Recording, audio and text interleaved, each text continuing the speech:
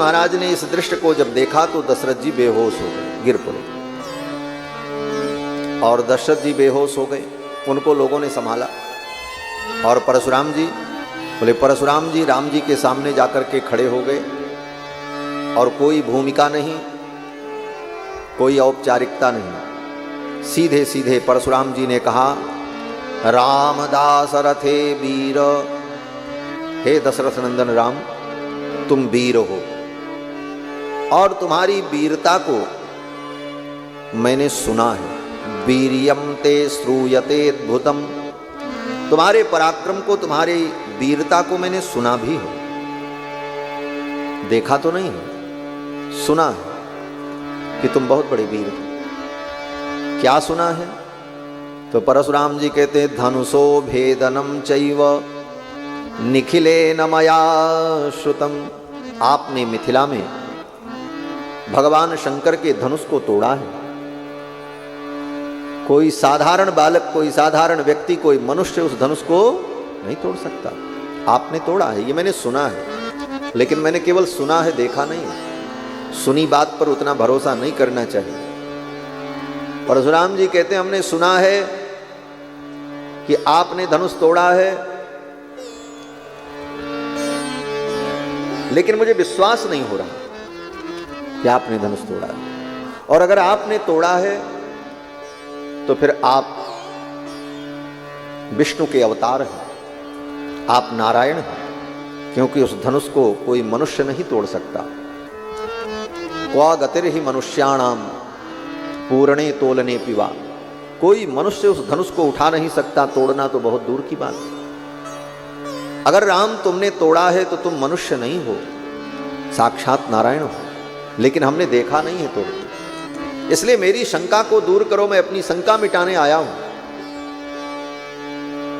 और परशुराम जी ने कहा कि ये मेरे पास जो धनुष है, ये वैष्णव धनुष है, इसका नाम परपुरंजय है। जिस धनुष को तुमने तोड़ा है उसका नाम पिनाक था।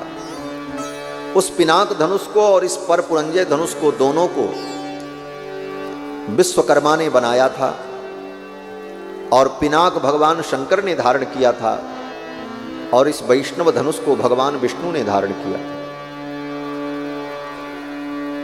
अगर आपने पिनाक तोड़ा है तो इस वैष्णव धनुष पर भी प्रत्यंचा चढ़ाकर इसका आरोपण करके मुझे दिखा दो, तो मुझे विश्वास हो जाएगा कि आप साक्षात नारायण हो। और अगर ऐसा नहीं हुआ तो फिर हमारा तुम्हारा युद्ध होगा। अब परशुराम जी महाराज ने जब इस प्रकार कहा तो राम जी को थोड़ा अच्छा नहीं लगा।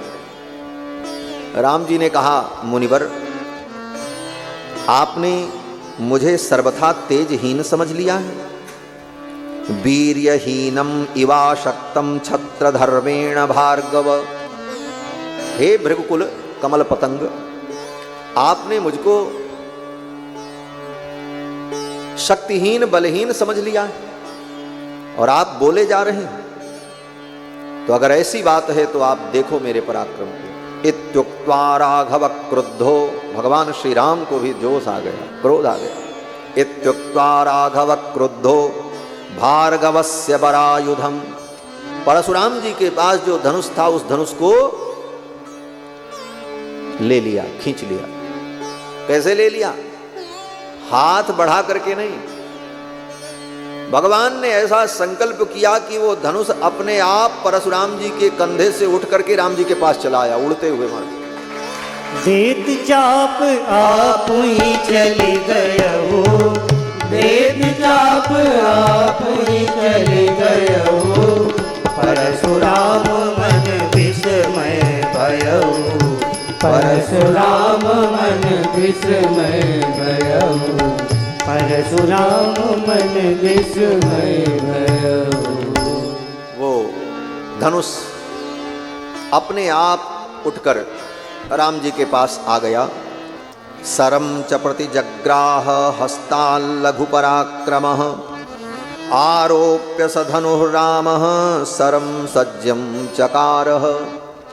राम जी ने उस धनुष को लिया और उस धनुष पर डोरी चढ़ाई और फिर बाण चढ़ाया और बाण चढ़ा करके राम जी ने खींचा। अब तो परशुराम जी महाराज घबरा गए, कहीं ये बाण मेरे ऊपर छोड़ दिया तब तो, अगर कहीं ये बाण मेरे ऊपर छोड़ दिया तो काम समाप्त हो जाएगा। तो परशुराम जी थोड़ा डर गए। जब परशुराम जी महाराज थोड़ा भयभीत होने लगे तो राम जी ने कहा, मुनिवर आप भयभीत न हो, ये बाण मैं आपके ऊपर नहीं छोड़ूंगा। क्यों? भगवान ने कहा, ब्राह्मणोसीति पूज्यो में, आप ब्राह्मण हो और पूज्य हो। ब्राह्मण के ऊपर और पूज्य व्यक्ति पर शस्त्र का प्रहार करना ये धर्म नहीं। मैं आपके ऊपर ये बाण नहीं छोड़ूंगा। और ऐसे भी आप मेरे गुरुजी के रिश्तेदार भी हो। कौन से गुरुजी के? बोले विश्वामित्र जी के। विश्वामित्र कृतेन च, विश्वामित्र जी की सगी बहन परशुराम जी की दादी हैं। परशुराम जी की जो दादी हैं वो विश्वामित्र जी की बहन है। भगवान श्री राम ने कहा कि आप मेरे गुरुजी के संबंधी हो, इसलिए मैं आपके ऊपर ये बाण नहीं छोड़ूंगा। तब परशुराम जी को थोड़ा संतोष हुआ। फिर राम जी ने कहा, अब ये बताओ ये बाण हम किसके ऊपर छोड़े? भगवान श्री राम ने कहा कि ये बाण मैं किसके ऊपर छोड़ो? तो परशुराम जी ने कहा, किसी के ऊपर न छोड़ो, ये बाण आप रख लो अपने तुणीर में। राम जी ने कहा, मेरा बाण अमोघ है, एक बार तुणीर से निकलकर धनुष पर चढ़ गया तो ये अब चलेगा, ये व्यर्थ नहीं होगा, अमोघ है। लेकिन अब किसके ऊपर मैं ये छोड़ूं? तब परशुराम जी ने कहा, इस बाण के द्वारा आप मेरे पुण्यार्जित लोकों को समाप्त करो। पुण्य के बल पर हमने जिन लोकों को जीता है उन लोकों को आप समाप्त कर दो, लेकिन मेरी गति को आप बाधित न करना, क्योंकि मैं रात्रि में विश्राम करने के लिए महेंद्र पर्वत पर चला जाता हूं। दिन भर तो मैं पृथ्वी पर विचरण करता हूं, लेकिन रात्रि में शयन के लिए मैं महेंद्र पर्वत पर जाता हूं। परशुराम जी चिरंजीवी हैं। परशुराम जी आज भी इसी धरती पर विचरण करते रहते हैं। परशुराम जी कहीं गए नहीं। श्री हनुमान जी महाराज, श्री परशुराम जी महाराज और महाभारत में कौरव के कुल गुरु कृपाचार्य जी महाराज और द्रोणाचार्य के पुत्र अश्वत्थामा, राजा बलि और व्यास जी महाराज और विभीषण जी महाराज, ये 7 लोग आज भी इसी धरती पर विद्यमान हैं और ये विचरण करते हैं, घूमते हैं। जो सौभाग्यशाली होता है उसे दर्शन भी हो जाता है। इन 7 को चिरंजीवी कहा जाता है। ये चिरंजीवी हैं, बहुत दिन तक रहेंगे इस धरती पर। अश्वत्थामा बलिर्व्यासो हनुमाश्च विभीषणः कृपः परशुरामश्च सप्तैते चिरजीविनः। ये 7 चिरंजीवी हैं। इन 7 का प्रातः काल उठ करके जो स्मरण कर लेता है उसके अमंगल नष्ट हो जाते हैं।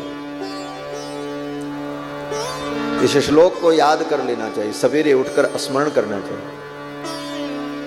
आज कोई व्यक्ति आया था मेरे कमरे में, तो स्वयं कह रहा था, महाराज कथा होता तो सुन लेते हैं लेकिन कुछ याद होता रहता नहीं है, बस इतना ही होता है। हमने कहा कुछ परिवर्तन? बोले परिवर्तन भी नहीं होता, ज्यों कहते हो वही जीवन वही जिंदगी, उसी तरह खाना उसी तरह सोना उसी तरह रहना। जीवन में कोई आचरण में परिवर्तन नहीं आ पा रहा है, केवल बस कथा सुन लेते। लेकिन विचार करना, कथा सुनने का विशेष फल यही है कि हमारे जीवन में परिवर्तन आए, हमारी दिनचर्या बदले, सवेरे समय से निद्रा खुले, उठ करके भगवान का स्मरण हो, फिर अपने शास्त्र सम्मत विधि से शौचाचार स्नान इत्यादि संपन्न करके भगवान की आराधना पूजा हो, हमारा आहार शुद्ध हो, ये सब परिवर्तन हमारे जीवन में आवे, हमारा व्यवहार बदले, हमारे अंदर दिखावा, बनावटीपन, प्रदर्शन ये सब चला जाए जीवन से, जीवन सहज और सरल बन जाए, यही कथा सुनने का फल है। और ये नहीं हुआ तो ठीक है, कथा सुनने से कुछ पाप नष्ट होगा, देर लगेगी लेकिन होगा, आगे होगा। श्रुतम हरति पापानि दुष्ट चित्तैरपि स्मृतः। दुष्ट भाव से भी, अपवित्र भाव से भी व्यक्ति अगर भगवान की कथा को सुनता है तो ये कथा उसको धीरे धीरे पवित्र करती है। जल्दी नहीं होगा लेकिन धीरे धीरे होगा। इसलिए जीवन में, आचरण में परिवर्तन होना बहुत जरूरी। आज व्यक्ति की दिनचर्या इतनी खराब हो चुकी है, इतनी खराब हो चुकी है कि वो सब जान करके, समझ करके भी अपने आप को बदल नहीं पा रहा। और दिनचर्या अगर व्यवस्थित हो जाए तो व्यक्ति का जीवन व्यवस्थित हो जाता है और तभी उसे किसी भी योग में सफलता मिलती है। गीता में भगवान श्री कृष्ण कहते हैं, युक्ताहार विहारस्य युक्त कर्मस्य चेष्टसु युक्त स्वप्नावबोधस्य योगो भवति दुःखः। इसका अर्थ क्या है? निद्रा का त्याग करें। इस प्रकार जब हमारी दिनचर्या व्यवस्थित होती है तो योगो भवति दुःखः। भगवान कहते हैं उसके दुख का निराकरण योग के द्वारा होता है, अर्थात तभी उसको योग में सफलता मिलती है। आप भक्ति योग में लगे हो, ज्ञान योग में लगे हो, कर्म योग में लगे हो, किसी भी योग में अगर आप लगे हैं तो जब तक आपकी दिनचर्या व्यवस्थित नहीं होगी तब तक योग में सफलता नहीं होगी। तो प्रातः काल इन चिरंजीवियों का स्मरण किया जाता है। उन चिरंजीवियों में परशुराम जी भी। तो परशुराम जी दिन में तो पृथ्वी पर भ्रमण करते हैं, लेकिन रात्रि में वो महेंद्र पर्वत पर चले जाते हैं। क्यों? बोले संपूर्ण पृथ्वी को परशुराम जी ने क्षत्रियों से छीन लिया था, राजाओं से, अपने युद्ध के द्वारा। और संपूर्ण पृथ्वी को जीतकर परशुराम जी ने संपूर्ण पृथ्वी का महर्षि कश्यप को दान कर दिया। ये संपूर्ण पृथ्वी महर्षि कश्यप को दान कर दिया। और दान की गई वस्तु का उपभोग नहीं करना चाहिए। अगर आपने दान किया है तो दान की गई उस वस्तु का आप अगर उपभोग करेंगे तो आपको पाप लगेगा। तो परशुराम जी ने संपूर्ण पृथ्वी का दान कर दिया महर्षि कश्यप को। तो अब इसका उपभोग नहीं करते, यहाँ रहते नहीं, घर नहीं बनाया, यहाँ रुकते नहीं, बस आते हैं, टहल घूम करके फिर चले जाते हैं। और जाते कहाँ? बोले महेंद्र पर्वत पर जाकर के विश्राम करते। तो परशुराम जी ने कहा, भगवान मेरी गति को आप बाधित न करें, लेकिन मेरे जो पुण्य लोक हैं, अपने पुण्य के प्रभाव से मैंने जिन लोकों को जीता है, मेरे उन पुण्यों को आप समाप्त कर दो, पुण्यार्जित लोकों को समाप्त कर दो। फिर तो भगवान ने अपने उस बाण के द्वारा परशुराम जी के पुण्यार्जित लोकों को समाप्त कर दिया। और परशुराम जी ने भगवान की स्तुति की। परशुराम जी ने कहा, प्रभु अक्षय्यम मधुहंतारम जानामि त्वाम सुरेश्वरम। हे सुरेश्वर, हे देवताओं के ईश्वर, मैं जान गया आप मधुहंता हैं। मधु और कैटभ का वध करने वाले साक्षात नारायण हैं। कैसे जान गए? तो परशुराम जी कहते हैं, धनुषोस्य परामर्शात्। एक धनुष को आपने तोड़ दिया और दूसरे धनुष पर प्रत्यंचा चढ़ा दी। ये काम नारायण को छोड़ करके कोई नहीं कर सकता। धनुषोस्य परामर्शात् स्वस्तितेस्तु परम तप। हे परम तप, तुम्हारा कल्याण हो। परशुराम जी ने भगवान को आशीर्वाद दिया। क्यों आशीर्वाद दिया? बोले भगवान क्षत्रिय कुल में प्रकट हैं और परशुराम जी ब्राह्मण हैं, इसलिए ब्राह्मण होने के नाते परशुराम जी ने भगवान को भी आशीर्वाद दिया। स्वस्तितेस्तु परम तप। हे परम तप, आपका कल्याण हो। स्वस्तितेस्तु, इसी को हमारे यहाँ आचार्यों ने मंगलाशासन कहा है। भगवान को भी आशीर्वाद देना ये भक्तों की एक परिपाटी है। भक्त भक्ति की ये पराकाष्ठा है। बार बार कथा में मैं कहता हूं, भगवान से कुछ मत मांगो, अपितु भगवान को आप दो। भगवान से मांगो मत, भगवान को दो। बोले भगवान से हम मांगे नहीं तो भगवान को दें क्या? भगवान के पास तो सब कुछ है, हम क्या दे सकते हैं भगवान को? और हमारे देने से भगवान का क्या होने वाला है? जो लक्ष्मीपति हैं, क्षीर सागर में जिनका निवास है, रत्नाकरोस्ति सदनम गृहिणी च पद्मा, रत्नाकर समुद्र ही जिनका घर है, लक्ष्मी ही जिनकी गृहिणी है, उसको हम कौन सा हीरा पन्ना पोखराज दे देंगे? क्या दे देंगे? मेरे देने का क्या मूल्य होगा? तो संतों ने कहा भगवान को वो चीज दो जो भगवान को न मिलती हो, अथवा भगवान के पास जो चीज नहीं है वो चीज आप भगवान को दो तो आपके देने का महत्व होगा। बोले भगवान के पास सब कुछ है, क्या चीज भगवान के पास नहीं है जो हम दे सकते हैं? तो भक्तों ने विचार किया, भक्तों ने कहा भगवान के पास सब कुछ है लेकिन भगवान को कोई आशीर्वाद देने वाला नहीं है। क्यों? बोले भगवान सबसे बड़े हैं, उनको कौन आशीर्वाद देने जाए? इसलिए भगवान को कोई आशीर्वाद नहीं देता है, सब भगवान से ही चाहते हैं भगवान हमें आशीर्वाद दें, भगवान हमें वरदान दें, भगवान हमारा मंगल करें। तो भक्तों ने विचार किया, प्रेमी भक्तों ने, कि भगवान को सब कुछ मिलता है लेकिन भगवान को कोई आशीर्वाद देने वाला नहीं है, तो हम लोग भगवान को आशीर्वाद दें। तो जो उच्च कोटि के भक्त हैं, ज्ञान की पराकाष्ठा जिनके जीवन में है, ऐसे भक्त भगवान को भी आशीर्वाद देते हैं, हे प्रभु आपका मंगल हो, आपका मंगल हो, आपका कल्याण हो, आप सदा आनंदित रहो, आपकी ये मंगलमयी जोड़ी सदा बनी रहे। ऐसा आशीर्वाद संत जन भगवान को देते हैं। इसको हमारे यहाँ आचार्यों ने मंगलाशासन कहा है। भगवान का मंगलाशासन करना, भगवान को आशीर्वाद देना। तो परशुराम जी ने भी भगवान को आशीर्वाद दिया, स्वस्ति तेस्तु परंतप। और वाल्मीकि रामायण में तो भगवान को खूब आशीर्वाद मिला है। इतना आशीर्वाद भगवान को किसी अवतार में नहीं मिला जितना आशीर्वाद भगवान को रामावतार में मिला। तो भगवान को आशीर्वाद देना ये भक्तों की परिपाटी है और बड़ी उत्कृष्ट भक्ति इसको माना जाता है। हमारे अयोध्या में एक संत हुए, श्री बनादास जी महाराज। क्षत्रिय कुल में उनका जन्म हुआ था। अयोध्या में रह करके भजन करते थे और बड़े सिद्ध संत, बड़े ज्ञानी, लेकिन कभी भगवान से कुछ मांगा नहीं उन्होंने, कभी नहीं। जो रूखा सूखा मिला वही खाकर अयोध्या में पड़े रहते, भगवान का भजन करते, कभी भगवान से कुछ मांगा ही नहीं। उल्टे भगवान को ही आशीर्वाद देते थे। और जब भगवान के मंदिर में जाएं, भगवान के सामने जाएं, तो भगवान को यही आशीर्वाद देते थे, हे प्रभु आप बने रहो और किशोरी जी बनी रहें, आप बने रहो और ये बनी रहें और बना बनी में बनी रहें। आज भी लोग बन्ना बन्नी को आशीर्वाद देते हैं, लेकिन ये बनादास जी का आशीर्वाद है। बनादास जी भगवान को आशीर्वाद देते हैं, आप बने रहो, ये बनी रहें और नित बना बनी में बनी रहे।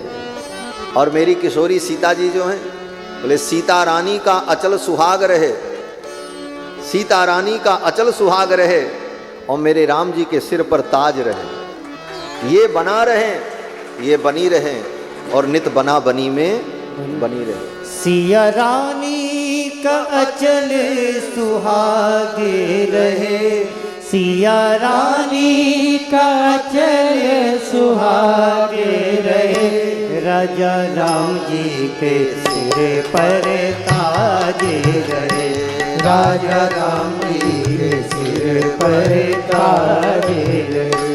सिया रानी का अचल सुहागे रहे, सिया रानी का अचल सुहागे रहे, राजा राम जी के सिर पर ताजे रहे, राजा राम जी के सिर पर ताज रहे।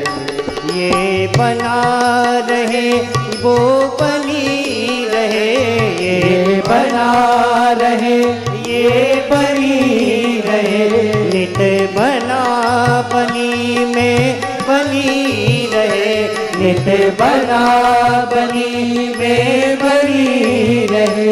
अभी चलती अवधि का राज रहे, अभी चलती अवधि का राज रहे। अभी रल सरयू की धार बहे, अभी रल सरयू की धार बहे।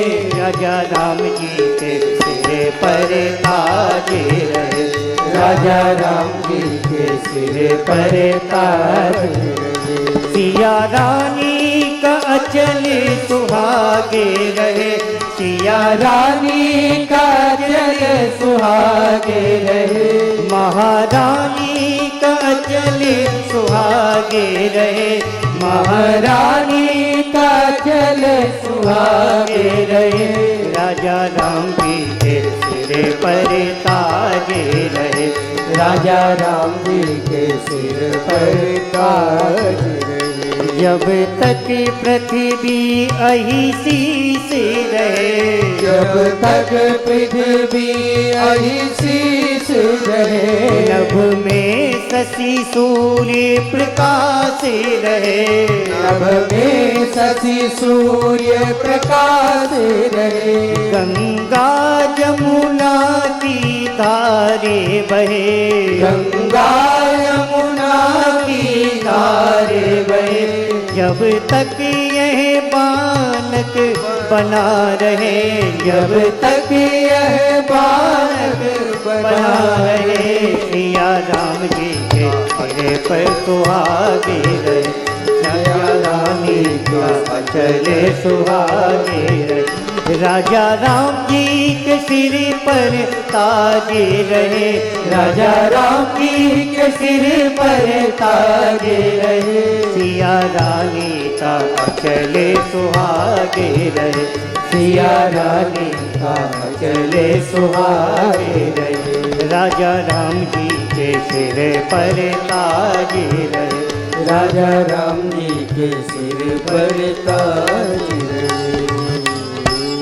बनादास जी ने भगवान को आशीर्वाद दिया, और आज तो भगवान को आशीर्वाद की जरूरत भी थी। ब्याह के बाद वर वधू को आशीर्वाद देना चाहिए। बड़े लोग ब्याह के बाद वर वधू को आशीर्वाद देते। राम जी का विवाह हुआ, किसी ने आशीर्वाद नहीं किया, इसलिए भगवान ने कहा चलो बनादास जी के पद से ही हमको आशीर्वाद मिल जाए। कथा तो भाव की है, इसको भाव से जोड़ करके ही देखना चाहिए। रघुनाथ जी का विवाह हुआ और किसी ने आशीर्वाद नहीं दिया, मंगलाशासन नहीं हुआ, तो किशोरी जी को आशीर्वाद देने के लिए बनादास जी की ये कथा आ गई, ये भाव आया। तो भगवान को आशीर्वाद देना ये भक्ति की बड़ी उच्च स्थिति होती है। और हमारे संत जन कहते हैं देखो,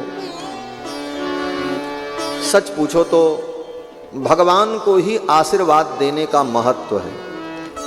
संसार के लोगों को आशीर्वाद देने का कोई महत्व नहीं है।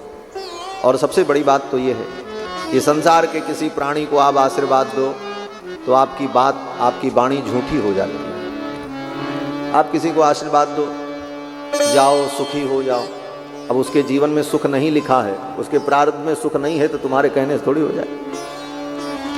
आपने किसी को आशीर्वाद दिया चिरंजीवी रहो, और वो अल्पायु है, तो आप उसका भाग्य तो नहीं बदल दोगे।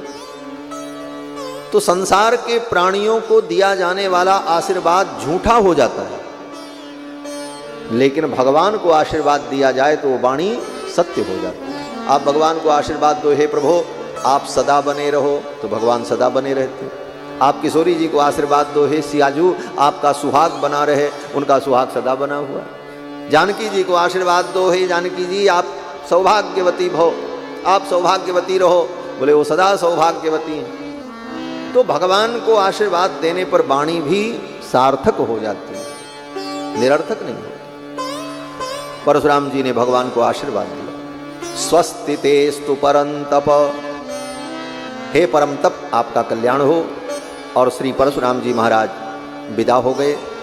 इसके बाद बारात अयोध्या के लिए चल पड़े। जब परशुराम जी विदा हो गए तब दशरथ जी को होश आया, अभी तक बेहोश थे, बेहोश पड़े।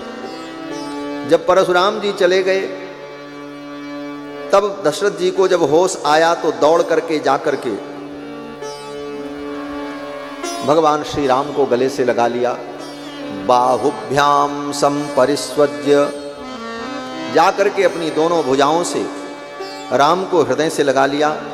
मूर्धन्युपाघ्राय राघवम, और अपने राम के मस्तक को सूंघा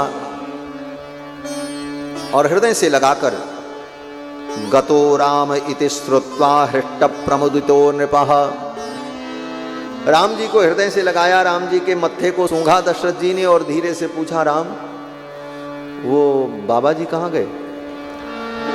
राम जी ने कहा, पिताजी वो तो कब के चले गए। बोले गए? बोले हाँ। अरे तब तो फिर अभी तक तो दशरथ जी की वाणी नहीं निकल रही थी महाराज। धीरे से पूछा, राम वो बाबा जी कहाँ?